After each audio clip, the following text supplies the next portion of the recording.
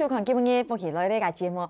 今日介医疗单元，老大家来讲一只冻疮咯，介第一些吼，介是系讲伊丧失到脑背啊，系讲就你行温度吼忙下去个时间，你看到机除了做咧大天发现救护车之外，你做咧危机重大个事情咧，吼，按样有可能是做咧救到伊家人个命吼，介是你大摆讲迄种系 CPR 按样个东西，你有咧分享可能系类似苗栗介线上吼，你家咧分享你记唔介线上邱明岳线上分享。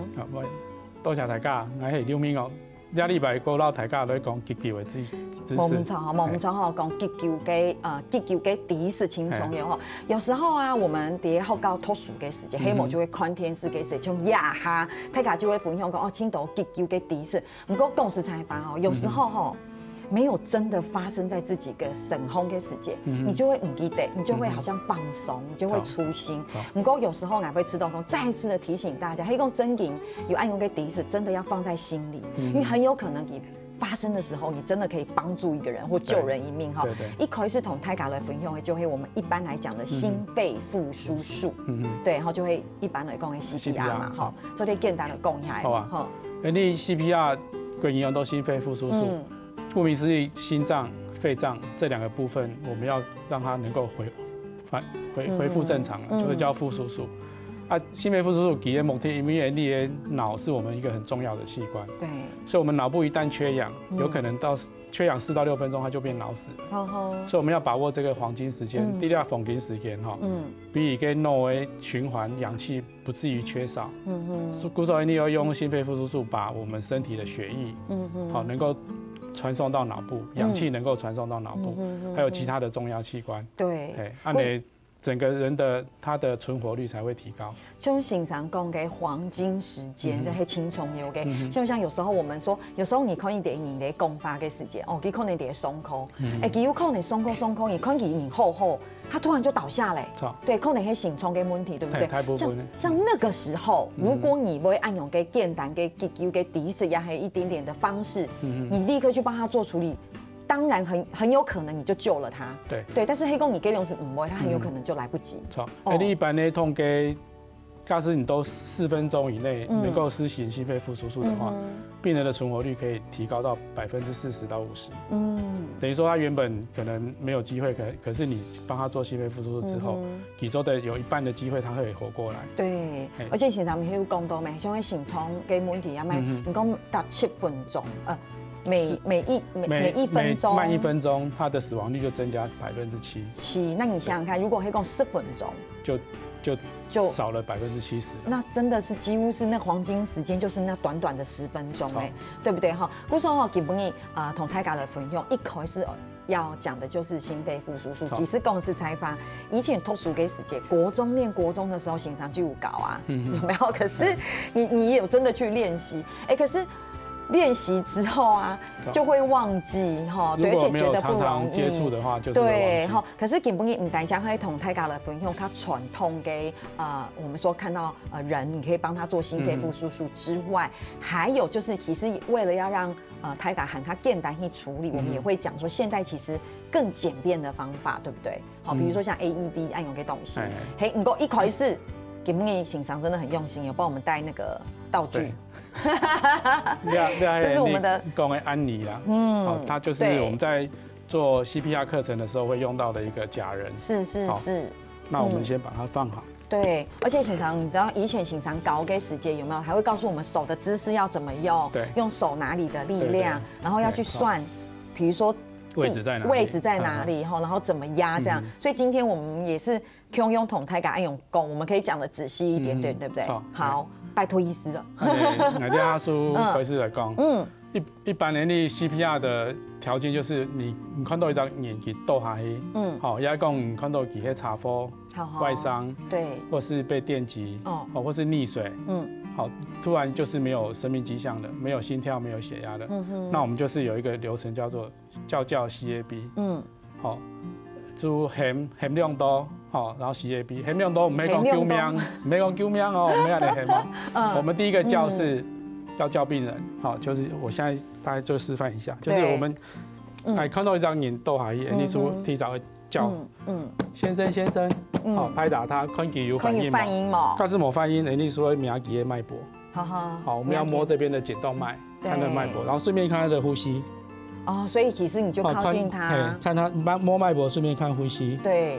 如果他感觉他没有呼吸了，也没有脉搏了，那我们第二个叫，好，第二叫就是，如果旁边有人，好，只能用你就可以赶快去119打电话，对，或是去旁边有电击器，有 AED 就赶快去拿 AED 过来。如果没有，那就是赶快打电话求救。啊，如果说你旁边都没有人的话，那你就自己要先去求救。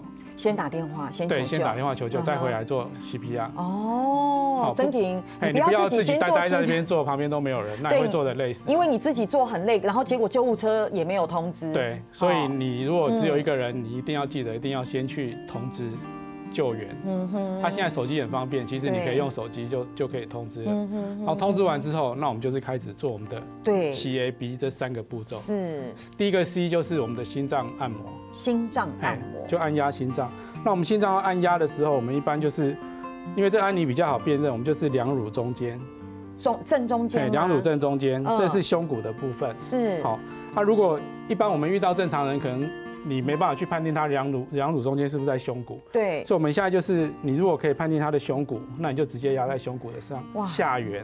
所以要先判断两乳中间的胸骨的部位，胸骨是这一个椭圆形的这个地方，它的下缘的地方，是，我们就直接一只手先靠在这里，那会到竖腕的交叉，好，啊，这样竖腕唇侧，好，用肩膀的力量直接下压，好，每一次要这样压，压的时候要注意，大概要压5到6公分的深度，5到6公分的深度，5到6公分的深度，其实按用轻重其实这样子压5到6公分，其实那个力。所以其实做 CPR 蛮累的，对，然后要注意就是你的手要贴着这个身体，对，不可以分开。是，有的人他会这样子，好，绝对不可以这样子，一定要一直靠黑，要跟那里边等级的胸骨要到位。对，然后我们的速度的话就是1分钟100到120下，压的速度这么快速。对，然后一个循环是30下，我们要先压30下，所以我们会有一个口诀，就是叫大家1下、2下、3下、4下、5下、6下、7下、8下，这样压到30下。30下，嘿，30下过后，医师会评估他的 A， 就是他的气管、呼吸道有没有问题。那我们就是要看看他的，我们一般就是如果你确定他的颈部没有受伤，那我们就是用压头抬下颚的方法，好，然后看看他的气道有没有通。有时候你把他的呼吸道畅通以后，他自己就有呼吸了。好，所以你可以观察他有没有呼吸。如果他没有呼吸的话，那我们就开始帮他做人工呼吸。哦，所以先压30下过后，你要检查一下，如果还是没有呼吸的话，你就开始做2次的人工呼吸。是，2次人工呼吸，我们就是把病人的鼻子捏住，因为我们是要做口对口。对。然后有些人会怕说这个人不晓得干不干净，那你可以用你的手帕盖住他的嘴巴。嘿，那你就是盖住之后，然后你就用嘴巴盖住他的嘴，吐气。对，然后吐2口气，然后1口气大概1秒钟。好，吐了2口气之后，一样看他，你吐的时候要看他的胸部有没有起伏，才确定说你的气有没有吐进去。哇哦。对，然后2次呼吸进去之后，那我们再看他的状况。如果说他还是没有反应，那我们就继续做心脏按摩。那要做到什么时候？如果他一直没有反应，做到救护车来？对，我们就是做到救护车来。哦，对，就是一定不能让他的心脏有暂停的状况。是，所以心脏医师讲，你如果真的这样压，其实你真的就是在压他的心脏，让他。对，我们主要是把心脏的血流能够流到脑部。对，是。对，所以目前主要强调就是要让你的血能够供应你重要的器官。对，心脏现在讲的黑就会较传统的，以前我们在学校的时节，心脏会搞给心脏很累哈，蹲在那边又这样子跪着，对，然后这就是我们一般以前在学校的时候，心脏会高给清传统的心肺复苏术，就像救护车来的救护人员会做这样子的一个动作，对不对？超毛，对，不过我们一般在救护车上面，它会有那个压球，是，就是他呼吸会有压球，直接用压，就不用用嘴巴对嘴巴的。对，但是心脏还是要靠人力这样子按嘛，对不对？哈，那这个是压黑卡传统的方式，其实其实以前好嘅时节吃到清淡，不过压下看心脏按用手嘅过后。很黑冇简单，不过其实还有机会练习，没有想象中这么难。而且常常要复习啊，常常找安妮来复习一下。对我爱黑吃豆公吼，太敢黑底，太敢猛泡吃豆公，哎呀。那个离我很远啊，一个某法突然不用学会。我是觉得学会按有些东西真的有机会，黑工真的遇到什么样的事情，真的就是一个很大很大的帮助。对，因为之前有个例子，好遇到某个县市的消防队，他们刚好在做 CPR 的讲习，然后有一个队员皮肤严肃就倒下去了，完全没有意识了，也没有心跳血压，呼吸也没有，然后旁边的人赶快就帮他做 CPR， 然后做了大概5分钟。他就醒过来了，然后就正常可以在旁边休息。哇哦，不过加黑熊醒常讲的，因为给些消防队嘛，对，刚好他们都是专业跟隐私哦，立刻就这样做。如果今天他不是在消防队，他可能是在外面买东西，走在路上倒下，对，可能运气就没有这么好，对不对？有可能有堵到旁边，会 CPR 跟你嘛哈。其实用亲朋友，我们带起来很安样哈。去下团节目还有好简单的，是讲你嘛个方式做咧退休大家先聊下，你等下长怎来讲。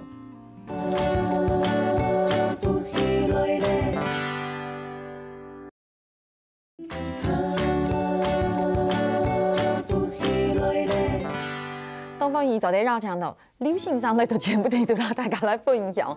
其实今天信上真的很辛苦哈，因为上一段节目还帮我们示范这个 CPR 哈。不过亚团汹涌哈，因为亚它有一个比较简易的机器我们一般来讲，我们都叫它 AED 嘛。好，像我的有个办公室1楼就按用小小的这种就是我们讲的这种机器，可以取代像黑较传统的 CPR 哈。不过公司采访哈，先生讲轻简单啊，不过唔会用还唔会用。可是根本嘅黑咩简单讲一下。讲一下，其实 AED 根本取代 CPR， 它其实在整个我们急救流程的其中的一部分。好，就是你发现这个，假使你发现要偏移给倒下去，没有心跳，然后你就拿来都 AED， 你说这叫用 AED 去它可以帮病人诊断他的心率，然后直接看需不需要电击。好，你说这叫的宽，好像我手边这个就是一个 AED，它本来有个包装了，被我们拿掉了。它的这个真的很常见，像泰嘎去抽给掐晕给死结，还有去火车站或是什么都可以看到这样的东西。对，我们现在都在推广，这个公共场所尽量要有设置这个 AED 的装置。然后这个 AED 的话，它简单，它会很简单，就是123就是步骤123。对，我们简单的说，黑公熊群朋友，你在茶站看到按用的东西，你大概的一个时间，你就会看到按用的东西。你会看到一条主机，还有一条线跟2个贴片。好，那我们就是先把开关打开来，它就会开始说话，跟你讲你要做什么。将电极片贴在病人胸部的皮肤上。那我现在把这个先放下来。将电极片的插头插入闪灯旁的这个就是电极片。那我们就是把电极片，它这有位置，那我们就是把它贴在它告诉你的位置。贴上电极片，插入插头，然后把这个导线。行啊，这就是贴的位置，对不对？对，它这有画图，你就可以贴。然后这个导线插在它的插孔上面。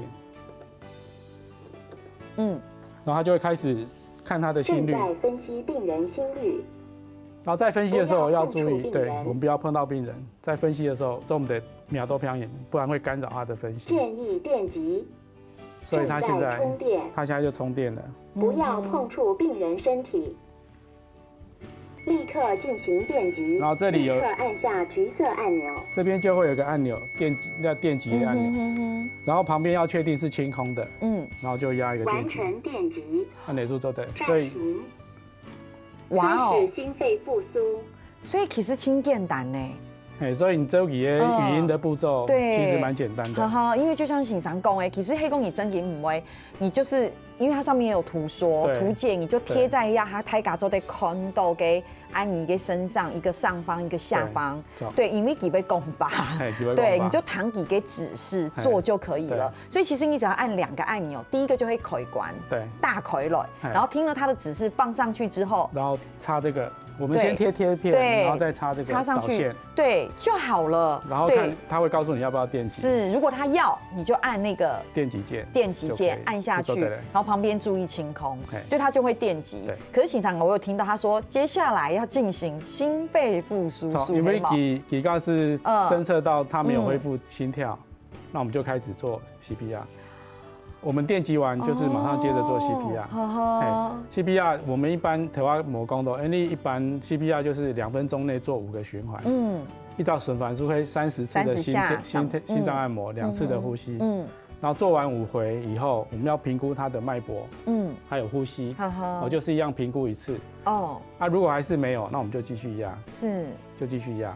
哇，所以如果说你用了 AED， 可是你如果不会心肺复苏术也不行，你还是要试图去。不过原则上你有用 AED 的话，就可以帮助病人多一些存活的机会。还是有帮助。不过 AED 有一些限制啦，比如说体重太轻的25公斤以下的，或是8岁以下的小孩子就不能用 AED。这个是一个注意的地方。太轻不行。太轻不行，因为那个电击量对他来讲可能太大了。听医照书，你病人周围环境要确定是干燥的。因为它的电会传导。所以要确定它周围是干燥的。如果是湿的地方，要把病人移到干燥的地方。对乡亲朋友其实也还有大家有注意，就常常讲的，其实在公共的场所，都都得看到常常讲的按用较简易的电单给，我们就讲说是一个电击仪器，对不对？是一个电击器，对。黑公你看到有你真的按用帮他一个时间，我们一样，当然就会一样有叫，就是你要叫 CAB， 对，然后后面就有一个 D。后面那个 D 就是电击所以汹涌你做的大舔，你先叫他，然后再来你要大舔发求救，对，然后接着你就可以用 AED 先 CPR， 然后 AED 来了就开始就接 AED，AED 还没来的时候就先做 CPR， 是哇。糖一了，你会按键单哈，我们都很会学习，对不对哈？我觉得这个真的很重要哈。不过这个公路亚片从大家来分享，我会觉得我们从节目进行到现在，就会看紧急的一种急救，对，这个是人倒下，还有心冲有问题的时间。可是还有另外一种情形，就大家有发现嘛，迄讲你真有看新闻，会注意有听到给漏人家给吃东西的时间，会感动，对，可是比如讲是扮演的时间，我们黑某一还是跳夹的时间，就会感动。是起白还是扮演的时间，他唔好手把给东西，后讲你就感动，就我们说噎到的时候，对我们这个时候也很需要很紧急或是立刻的处理，对不对？所以我们有听过一种叫哈姆立克急救法，有，用迄啲好搞嘅时间，欣赏搞嘅。哈姆立克急救法主要是会针对那种呛到的病人、噎到的病人做处理。那我们一般对哈姆立克的急救来讲的话，通常我们就是利用给腹部，我们挤压他的腹部，让横膈膜的压力往上，去推挤他气管的压力，把东西让它能够挤出来。所以我们有一个固定的一个做法。可是，一般来说，黑公你看到按用的情形，不是会先用咳嗽吗？对，所以黑公说，中的跳一个时间，因为你吃东西杠到的时间，他敢会先咳嗽。对，咳嗽法做得按讲吗？做的。你要做哈姆立克法之前，一定要先确定病人他有没有在咳嗽。但是偏引紧抽第一咳嗽，按你出地旁边身观察，观察他咳嗽的状况。有的病人他咳嗽就可以把噎到的东西咳出来。但是你看到咳嗽咳到后面越来越没力了，甚至于说一直压着脖子，感觉喘不过来，重的跳一按你可能说开始来做哈姆立克的急救方式。对，不过有分大人嘛，对不对？小孩嘛，对。古说基本也同大家一开始分享的，先从大人开始。对。我们用了按你来示范。你一般看到一张人，几个是开始。感觉他好像噎到了，快喘不过来了。那我们就是站在他的后面，对，然后一只脚健步，在他的2脚中间，稍微把它撑着，稍微撑住。然后这只手，一般我们会建议量个距离啦，就是肚脐到下腹部肚脐到这个胸骨下这里，是。然后我们就是握拳在肚脐上方，压着，然后另外一只手。盖在这个上面，点豆料蛋糕，然后由内往上的方向。所以是把它用力压，但是是往上推的，就是大概这样子。然后连续压5下，2、3、4、5，然后看可不可以用压力，用压力把它噎到的东西可以吐出来，这样。如果5下它没有呼吸，那我们就继续再做5下。是。但是偏引给你感觉给还是一样没有什么感觉，甚至于说慢慢意识不清楚的时候，那我们就是让他躺下来了。哦，好，就是躺下来做另外一种处理。如果病人躺下来，他的心跳呼吸还是正常的，那我们就是可以用躺式的那个哈姆立克。躺式的哈姆立克就是一样，我们也是从这边压。一样也是在肚脐，一样是在肚脐上方往肚脐上方用手这边的力量往上压，往上压。可是这种方式的话，比较容易造成腹部的伤害。因为你摔电的时间给压迫的点，它没按好抓了，所以比较有可能会伤到肋骨，或是伤到一些内脏的器官。所以如果可以用立式的话，就尽量用立式。是，对。然后有引问到讲，他太体会偏引。对。要讲孕妇，对，她的肚子没办法去挤。对，因为经常讲黑肚脐上方，黑讲有啤酒肚给你，对，你根本就压不到。这样讲嘛。这些压中的偏引的发言，你说改成用胸部挤压法。胸部挤压法就是一样是这个安妮的话，我们就是在她腋下。腋下这边的终点是2腋下的终点，然后一样像刚才那个动作，对，站在他的后面，一样就是这样，对，一样这样压往上。不过他就不用往上，他就直接挤压就可以了。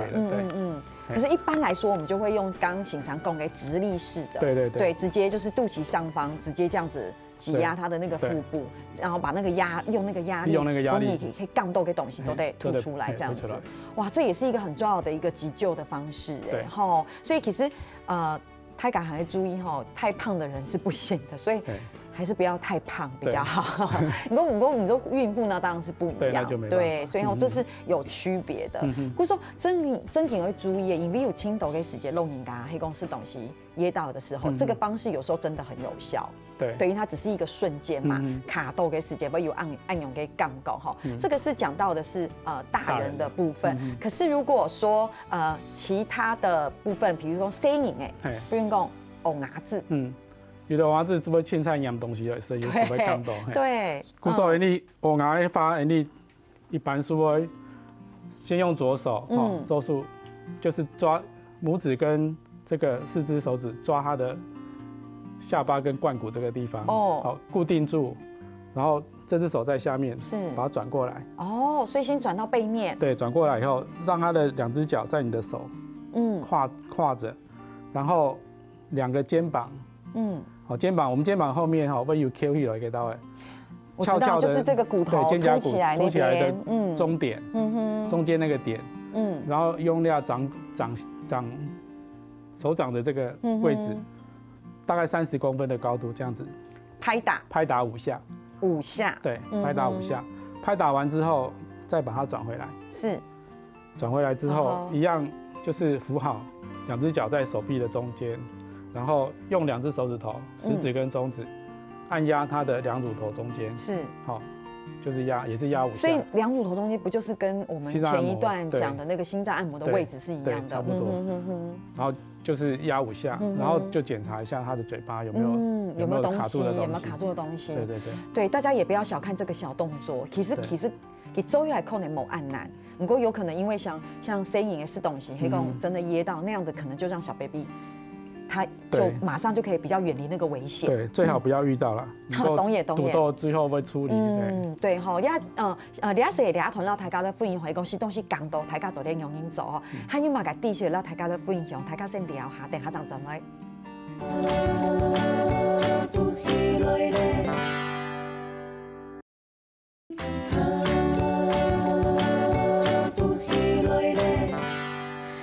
感谢了大家大家的少改哈，就是说好简单改，而且动虫然后改急救改缝色哈。对，我们一开始讲心肺复苏术，还有刚刚黑公你吃东西刚到的时间，大家做点简单的用的急救，对急救哈。我们公司才发哈，这一段要跟大家分享另外一个很重要的知识，黑马改嘞，大概有吃到吗？因为现在夏天哈，热天好热哦，对不对？有青冬也很热，除了吃冰解暑之外呢，清超的时间，太敢会讲的，哎呦。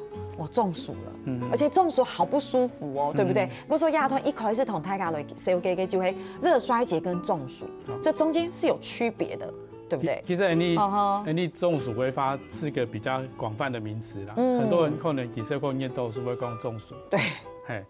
我们在医疗上的中暑其实是一个比较严重的一个疾病。好，那我们一般热病的话，就热急症的话，大概就是有几个哦。好，热衰竭、中暑是比较常见的，另外还有几个就是像热痉挛，好，这个就是比较轻症啦。那热衰竭跟中暑一般人力做一道区别。人力我们体内的水分就是占了70%。可是我们在靠排热的时候是靠流汗去排热。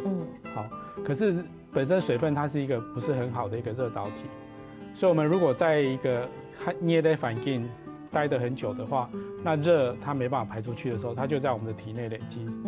累积了之后会有2种现象，一种就是它会破坏你脑部的调节中枢。这个时候你的身体的体温就没办法下降，它没办法去排汗让你的体温降下来，它的体温就一直升高。升高到一个程度，到40度以上就开始会影响到你的器官。到41度的话，你的器官就开始会组织就开始受到伤害了。所以我们中暑的话，就是比较怕是怕它的体温高到41度以上。对。那另外一种就是你在运动的时候，你的体内会产生热量。对。所以我们的体内热量一直瞬间产生太多的时候，身体来不及散热，也会让我们的体温急速的升高。这时候也有可能会产生中暑的现象。热衰竭的话就不大一样，热衰竭会因为人力是属于某救。我们在热的环境一直消耗我们的水分，水分一直排汗，排掉了之后，我们身体的水分不够了，电解质不够了，那我们人就开始会有那种疲累不舒服的感觉。所以这2种病你会发现很明显的变化，就是热衰竭你会看到病人是流汗的，中暑的病人就没有流汗，也不会出汗。好，也调节中枢有问题，所以他就没办法排汗去降低他的温度。但基本上其实这2个就可以用有流汗跟没有流汗来做一个区别。真紧哈，因为有青头给后上的，比如讲像以前要升旗的时候，或是下午的时候有青头给后上会上体育课，有没有？你看热天嘛，没法突啊，就会热天啊，你还是要上体育课，跟一条青苔哦。不过你伫操场有没有？经常讲运动的时间，黑某就会大 Q。对，当然。青头给后上你还没问题，不过你会看到很黑有后上你突然间脸色发白，对，其他没用的哦，其实一开始给他吃到清蒸手，不过给他欣赏，给面吼就啪咚咚的一下就倒下了，对，然后我们当然是赶快把他送到那个保健室医。泰卡就会讲啊，他中暑，其实那就是欣赏讲的，有可能就会按用给眼影，错吗？对，不过那个应该是热衰竭。那个就叫那个应该是热衰竭。如果脸色发白的话，通常就是热衰竭。中暑微漂移一般皮肤会比较红，因为它的温度比较高，没办法降温。对，所以它的皮肤会比较红。所以如果脸色苍白的话，那通常是热衰竭。热衰竭的病人通常比较不是急症，他比较不会影响到生命的危险，所以只要给他补充一些水分、电解质的话，理论上它慢慢就会恢复。赶快到保健室通风的躺着，然后补充水分，休息一下，按你去做对嘞。不过就经常讲，讲急症呢？急症就是人体调控，中暑的话，通常就是急症。好因为它会急症的原因就是人体调控，体体温会超过41度。我们一般就是有个界定，就是大概40.6度了。40.6度以下，我们就是热衰竭。40.6度以上的话，可能就是中暑了。那当下要怎么样立即处理？中暑的病人，我们因为他的体温高，我们当然就是要先降他的体温。故说让哪一片眼力说来晒到他阴凉的位置。好，然后旁边有电扇或是有空调的地方更好，就是尽量能够让温度赶快下降下来。然后听胰岛素会来也衣物把它松开来，是好让它的体温能够散热，就是赶快让它能够散热。对。如果干是偏引起意识模糊的话，那我们就是尽量能够送到医院。就是赶快送到医院，给他补充一些水分，用点滴的方式。如果意识还稍微清楚，那我们就是给他喝水。好，给他补充一些水分。可是水分的补充不要太多，不要一次太多，可能一次给他100cc 到200cc。哇哦！慢慢的补充就好。对，不过当然我们这是可以预防的啦。比如你平常时清捏给水一点，外面你就自己要多注意这一点，你要多喝水，对不对？不过有时候因为你看亚哈在上班的时间，一般来讲，在办公室底度的时间，公司采访，泰卡就会吹冷气。对，然后吹冷气的时间，有时候真的轻体关呢，那冷气很强。所以就是我觉得有时候因为办公室给冷气，你比较没有办法控制。的时间，跟冷气是很强的。故说你叠冷气房的时间，你会知道，哎，有一些寒，就觉得哎呦还要穿一些小外套。不过黑公你中午的时间，黑公你会出去外面的时候，外面又好热，故说你真紧就会冷气房按钮你进进出出，给时间某块突嘛，因为你周谁给需要。结果按钮给进进出出，你会发现身体不舒服。好，对，有的人会说这个叫冷气房中暑了。好，可是实际上我们可以把它叫做冷气房症候群。好啊，有的人因为按那情，因为你的血管扩张收缩的问题。你在冷的时候，你还冷的时候，血管要扩张才能够让你的那个抗那个冷的状况。可是你到热的地方。哦，对不起，我讲，你到热的地方要扩张，流汗，对，然后你才能散热。然后到冷的地方，你的血管要收缩，好，保持你的温度。然后因为这个扩张跟收缩变化太快了，你一下子从很热的地方到很冷的地方，它的血管收缩能够扩张 take care 的时间，有些老人家上了年纪，他的血管没有弹性，就很容易造成一些头痛啊，对，或是不舒服的症状。哦，这个我们可以叫做冷气房症候群。对，不过姑姑说大家还会注意一个问题，因为有时候你那种真的没注意，很急促的，一下出去，一下进来，然后在外面清耶给时间，一进到冷气房会觉得哇好舒服，对，然后按钮给进进出出，其实反而觉得怎么人觉得乖乖的不舒服哈。对，像这怎么办呢？不说按哪一发最后，你会在进出的时候最好先在中间有一个不冷也不是很热的地方，对，让你可以稍微待一下，让血管比较习惯了以后，对，再到一个比较冷的环境或者比较热的环境。对，我觉得有一个缓冲啦，你就不要说哦呀清耶，哇冷气房嘎这样一好一下又好，一下又要立刻出去，我觉得可以有一个缓和的空间，可能按钮你就不会吃到个怎么好像身体有点不舒服哇，这个共都压哈其实你看缓和可以按钮一种给缝色。现在时间剩一点点哈，我们跟大家来复习一下。其实黑共热急症预防守则，就像醒常讲你看冷气房进出是一个找缓和时间，那懂也黑共压轻捏。你就不要在外面一直晒太阳，中午的时候就不要在外面晒，对，然后多喝水，对，有流汗的话，你就要水分要补充要够。对，他这边更多防晒跟一些出去还是要防晒。对，我们防晒一方面可以降低你体温升高，就是让太阳作用在你皮肤上面的作用不是那么大，那比较不会有中暑的状况。对，然后通风，对，通风也是调节体温的一个方式。对，你就不会觉得有时候你在一个好闷热、清气跟气风的时间，你会知道头皮都有一个不舒服的感觉，觉得好闷热。对，你看醒常讲黑公你整个中暑呀，还有那个热衰竭，先移到通风的地方，对不对？衣服解开，让它稍微散热。如果说通风会轻松也 OK 哈。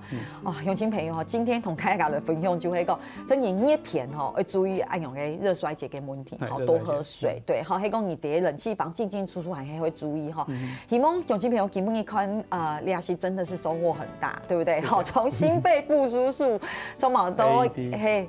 AED 哈，对，醒常你真的很适合当老师呢，很会教学的感觉。因为真的非常谢谢醒常来到亚天同大家的分享，安子 C， 谢谢。好，乡亲朋友，希望大家今日强容得到动作改地心哈，天天 Hello Andy 来做认同了。